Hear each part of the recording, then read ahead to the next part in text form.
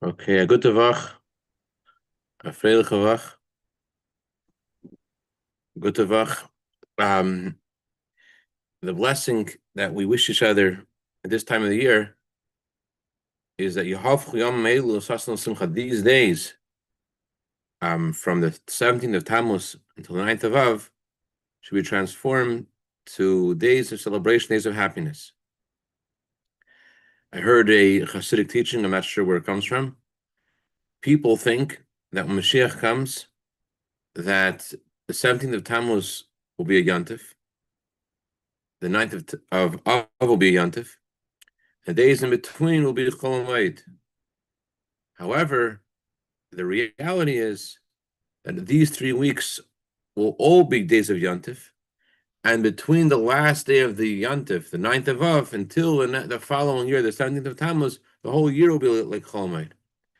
So, on this note of transforming mourning to happiness and to joy and and song, I wanted to share with you an incredible story about a city that has what can only be called a Mashiach transformation, a transformation of Mashiach proportions. So it's a story which has recently come to light. Some of the documents of the NKVD in their accusations of Hasidim in this city, which we're going to discuss. This discovery of these documents, which these documents originally were made to destroy Judaism, actually now point to the eternity of Judaism, the eternity of the Torah, the eternity of the Jewish people, despite all odds and despite the persecution. So, the city that we're talking about, I'm sure anyone Russian listening is going to laugh at me because I try to pronounce it. I'm reading it from a Hebrew article in the Chabad magazine. I think it's called Kryvyi Rih. Try that. Chaim.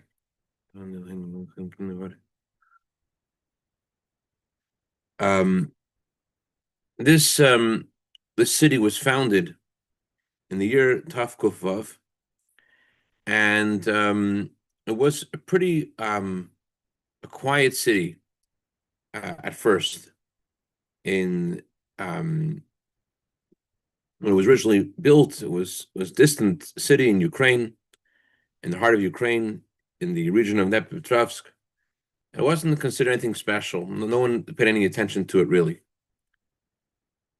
Um, However, in 1880, this city became very central to the then Tsarist government because they discovered that this city contains within it huge quantities of metal, precious metals, and because of that, a lot of people from all other countries, from France, from Britain, sent investors to the city to get to mine and to discover and to take the precious metals in this city. So at that time, the Rebbe's grandfather, Rabbi Moshe Levin, his uncle, whose name was Isser Yanovsky, he was appointed as the rabbi of the city. He wasn't a rabbi who just standoffish kind of guy. He got really involved, the people of the city, spreading the Torah. And he was a very unusual person. The previous Rebbe said about him that he has a kol metzaltzel, like a ringing kind of voice, and a lot of Hasidic melodies that we have today come from this Rabbi Isser Yanovsky. The community together with his leadership, they built in the year Taf Resh Nun Tes, which was 1899. They built a huge synagogue. At that time, it was the largest building in the city. And it cost a lot of money, but the Jewish community together, they put one pruta after one kopek, another kopek, and they're able to build this huge, beautiful synagogue.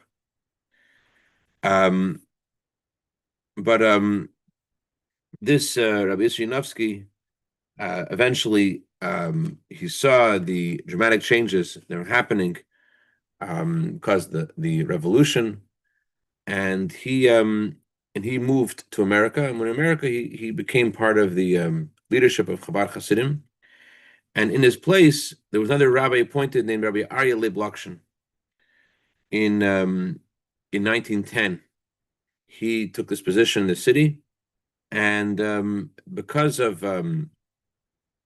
the end of World War One, a lot of people that were escaped to the city. The city became also a central place, not because of its resources, but because people from all over went to the city as sort of like a refuge from the war. And to Rabbi Lakshin, um, um, and his family, their home became sort of like a safe house for a lot of refugees. So sorry, the reason why Rabbi Yanofsky left was because of the war. But after the war, this rabbi he World War One, he and his family helped a lot of refugees. Um, because of the internal war between in Russia between the Bolsheviks and the White Russians and the Red Russians, there was this city, which was considered a pivotal, important city because of its rich resources. It changed hands tens of times. The whites won, the reds won, and went back and forth. Each time this city changed hands, people used the opportunity to pillage and to destroy and to attack. So the Jewish businesses were attacked as well. Incredibly, this Rabbi Lakshin, he wore his talus and he went in front of this one occasion, a group of marauders, group of people that came to pillage the city, and he told them to back off. And miraculously, they listened to him. So that was the kind of sacrifice he had for his community and the kind of incredible holiness he had that he must have possessed to be able to stand in their face and to convince them, these people with drawn guns, and they backed off. So Rabbi Lakshin, uh, Baruch Hashem, was successful, but eventually the Bolsheviks won, and the Bolsheviks Chaim Baruch, I messed up the story. The first rabbi I mentioned, Rabbi Yanovsky, didn't go to America. Rabbi Lakshin moved to America after the Bolsheviks won. After the Bolsheviks won, then he moved to America because he thought there was nothing he could do, and the Bolsheviks took over. There's no place to spread Judaism.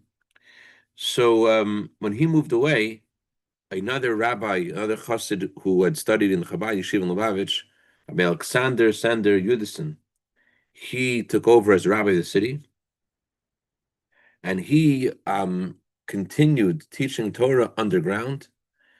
Interestingly, now it's Saturday night, Motzei Shabbos, especially on Motzei Shabbos, he would gather children together underground in basements to teach them Hasidic songs and stories of faith in middle of the under the noses of the Bolshevik regime. So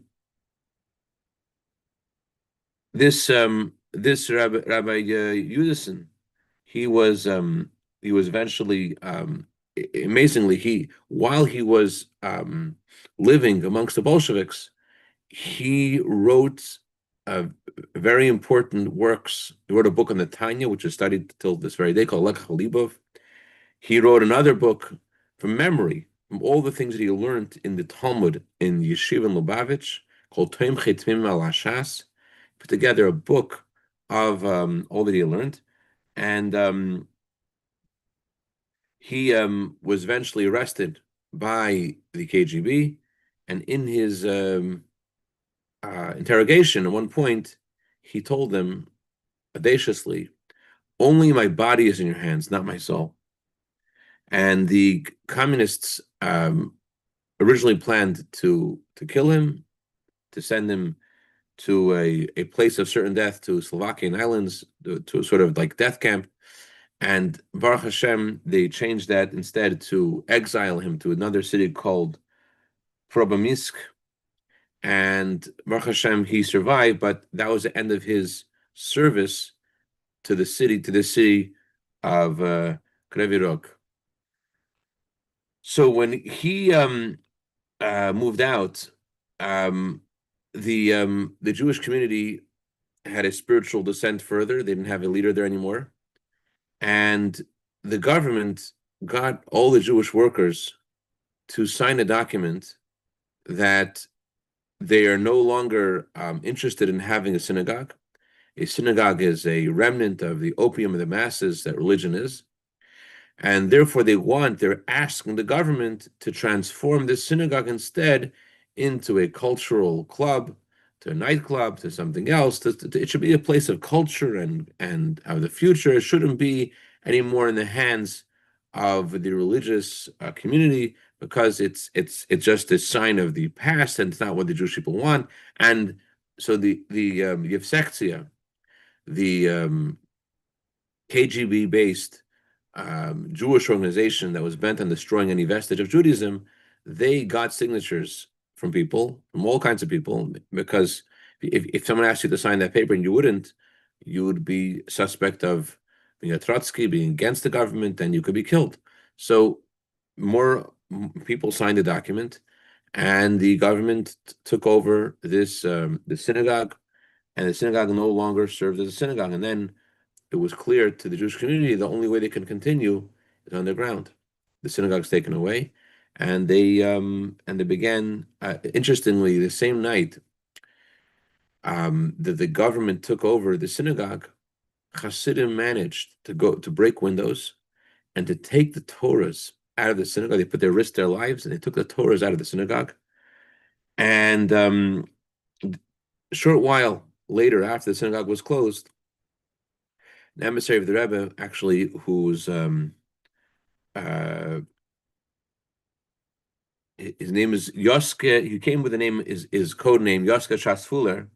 The real name was Rabbi Yosef Goldberg, who was a legendary Torah scholar, and today I believe it's his son, who is the head of the yeshiva in Adar Torah in New York, Langesundenstark. So he came to the city to make a yeshiva, and he managed to find 10 boys to study Torah, and he partnered with another chassid in town whose name is Rabbi Yehuda Levin, who was the father of the librarian in the Rebbe's library in New York, Rabbi Shlomo Levin. And Rabbi Yehuda Levin risked his life to keep the yeshiva open. I mean, in Russia, in that time, if you went to go buy bread, that was already a sign. Why are you buying so much bread? You were under the scrutiny of the KGB. And so you had to go to different stores, different places. We can't imagine the kind of sacrifice that was needed in order to take upon yourself to teach Torah. Rabbi Goldberg teaching the Torah, Rabbi Levin supporting it. It's an extraordinary level of sacrifice. And this Rabbi Levin got 2 letters from the Rebbe, the previous Rebbe. And the previous Rebbe wrote, I enjoyed to hear about your work. May God help you that you should be successful. God should help you in all that you need physically and spiritually. You should have good, and from time to time you should share with me what's happening with you physically and spiritually. And after a short period, when Rabbi Levin was really worried about what's going to happen in the future, he wrote again to the Rebbe. Again, writing to the Rebbe was a dangerous thing, to write to the Rebbe in like a whole backwards way. Write to Shmerel, to send to Yankel, to send to Beryl, to send to the Rebbe. And he got an answer from the Rebbe, a very interesting answer. The Rebbe told him, his Gabrus Hatsura Lachemer. Gabrus Hatsura Lachemer is Chassidic terminology, means that your soul has to be dominant. You can't be dominant. You can't let the earthy, corporal things in your life be dominant in you. You have to make sure your soul is dominant. And the Rebbe said the only way to make your soul dominant is through serving Hashem in a proper way, in an orderly way. Studying Torah in an orderly way, and God should give you success. In other words, he was telling him, reveal your soul more, work harder. So so Rabbi Goldberg was teaching there, and Rabbi Levin was teaching as well and supporting the yeshiva. And the yeshiva didn't stay in one place. It wasn't like it was in a certain place, and they had to continuously move from one back of one forsaken factory and another building and to an attic. And think about the words 20 degrees below zero. That's the conditions that they were in, 20 degrees below zero. And so despite this, they kept studying Torah. Rabbi Goldberg every Thursday night somehow would get some mashke, some vodka, and they would dance quietly, despite despite their incredibly harsh conditions and no food and no drink and no place to sleep and the cold. They would dance and they were happy together, learning the Torah. But in the aforementioned KGB files, or SBU, there's different titles of various factions of the Russian secret police. Hasidim would call the secret police the Shalosh Eisius, three letters, because they all these factions of secret police, KGB, GPU, a lot of them were three letters. Anyways, so there's a file in the SBU called the Schneerson Spies, and it's about this yeshiva. So in 1937, the government sent, the KGB sent, and KVD sent people to shut down the yeshiva. They were in the middle of learning. Rabbi Goldberg was teaching them the Talmud. When they heard the knock on the door, they tried to put away the Gemara, but it was too late. They marched in and they arrested everyone. Some of them were exiled from that city. Some of them were sent to Siberia. And this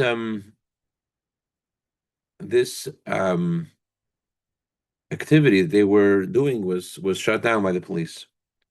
But here's the amazing thing. Amazing thing is that the KGB came. The World War I was there. World War II was there. And where is the city today? In 1991, when perestroika began and the communism started to fall, Rabbi Liron Edrei was sent by the Rebbe to the city, to Kryvyi Rih, and he started, without any real support. And what happened in that city? Where's that city today? There's a Jew whose name is Vladimir Nemirovsky. Vladimir Nemirovsky is the grandson of the communist who signed the document that said that the synagogue has to be taken down and has to be changed into a nightclub, and later that synagogue became a printing press. So this guy's grandson, he is the benefactor of the current emissary of the Rebbe in Kryvyi Rih, and he and another man whose name is Vadim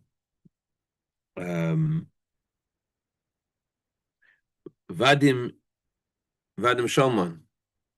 Vadim is a son of a professor in a communist college, who his class is about the science of atheism, the scientific proof for atheism. And his son is the reason why there is now again a yeshiva, the same yeshiva, another branch of the yeshiva Temchet Mim. The yeshiva that the communists shut down is now flourishing in the city. And this man and these men and others who are grandchildren of the ones who shut down the yeshiva, who persecuted Judaism, they're the ones who are building Judaism. And if you think about it, it's astonishing. There is a flourishing yeshiva, a Chabad yeshiva, whose students grow to spread Torah and Judaism around the world.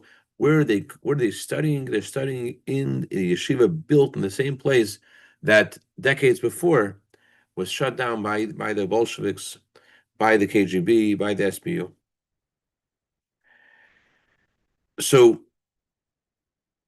this transformation that we see there and in many other places in the world is not just an isolated event. It's emblematic of how we're approaching the time of Mashiach. We're approaching the time when Hashem will transform darkness to light, and things, all negative things, will transform to good. And because of this, this is why there's this new revelation of the light of Hashem in this dark place in the world. So I'll tell you one more story. There's a Jew, ein gesund und stark, Chaim. His name is Rabbi Yitzchak Kogan, otherwise known as the Tzaddik of Leningrad. And he says himself, the story, he's alive and maybe living really well, lives in Moscow, and he's originally from Leningrad, and he was told by his grandmother, there is a man who is like Moses. He thinks about all the Jewish people, and he cares for them. And he sends emissaries to all kinds of places to help them physically and spiritually. When he was a little kid, he thought there's a fairy tale.